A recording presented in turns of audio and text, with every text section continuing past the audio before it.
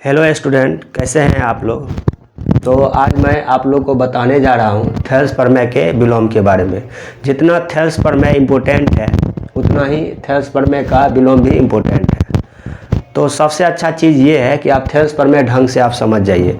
जब आप थेल्स प्रमेय समझ जाइएगा तो इससे रिलेटेड जो भी थ्योरम है सब में थेल्स प्रमेय का यूज होता है। मतलब यदि आप थेल्स प्रमेय अच्छा से समझ जाते हैं तो बाकी का जो थ्योरम है वो आपको आसान लगेगा।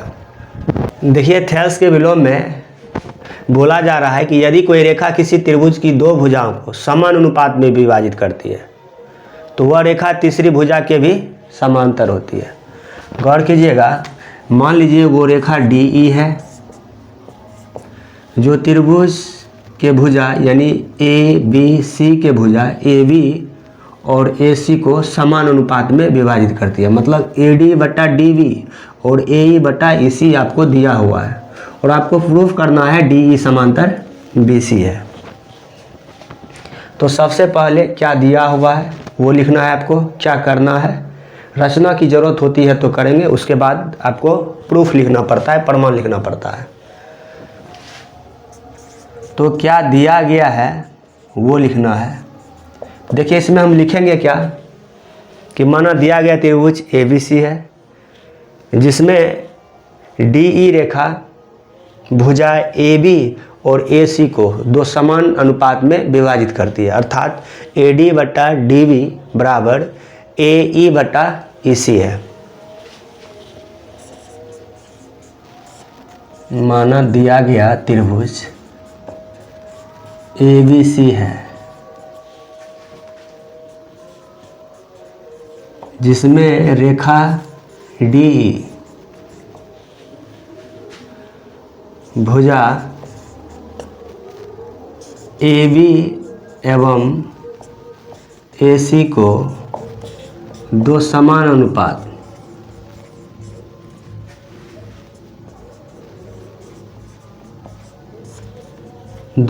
अनुपात AD/DB बराबर AE/EC के रूप में विभाजित करती है।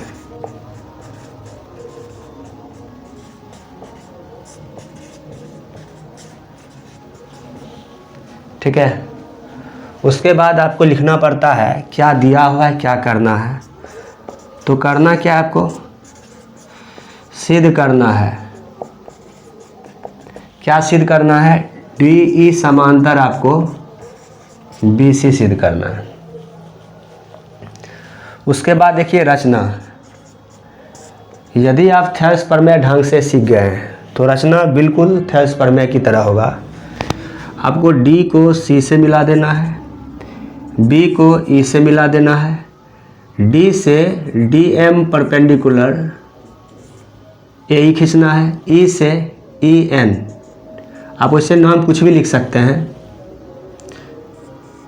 EN परपेंडिकुलर AD खींचना है। तो रचना में पहले क्या लिखे, D को C से मिलाया, B को E से मिलाया, D को C से कॉमा B को E से मिलाया तथा DM लंब AE खींचा, DM लंब AE कॉमा EN लंब AD खींचा, EN लंब AD खींचा। ठीक है, इसके जस्ट बाद अब आपको प्रमाण लिखना है, बिल्कुल थेल्स प्रमेय की तरह। करना क्या, आपको ऐसे चलना है, फिर उसके बाद ऐसे चलना है, यानी AB के अकॉर्डिंग चलना है और AC के अकॉर्डिंग चलना है।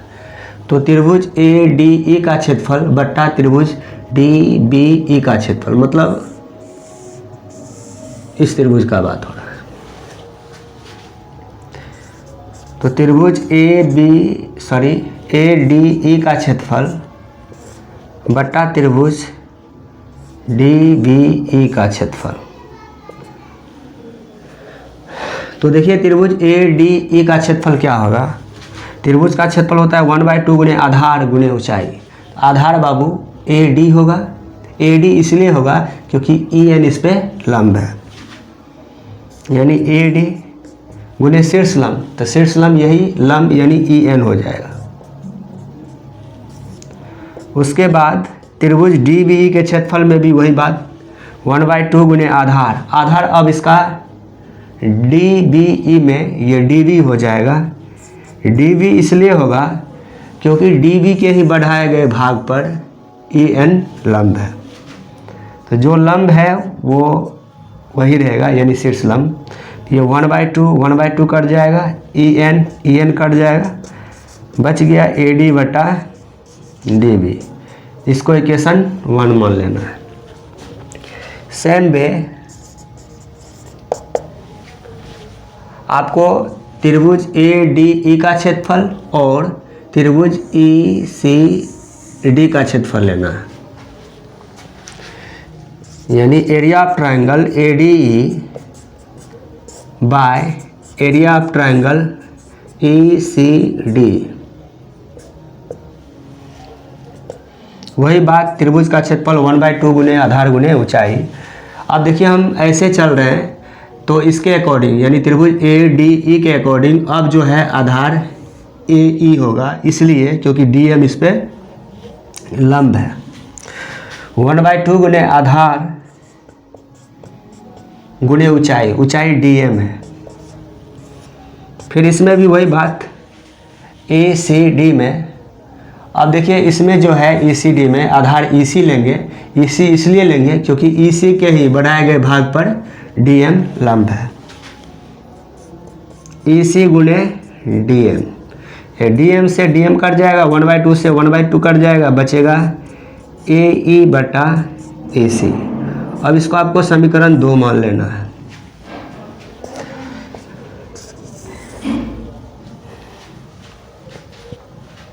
देखिए इसके बाद जो है आपको हल्का सा चेंजिंग करना है, चूँकि AD बटा DB बराबर AE बटा EC क्या है बाबू, ये दिया है, ठीक है।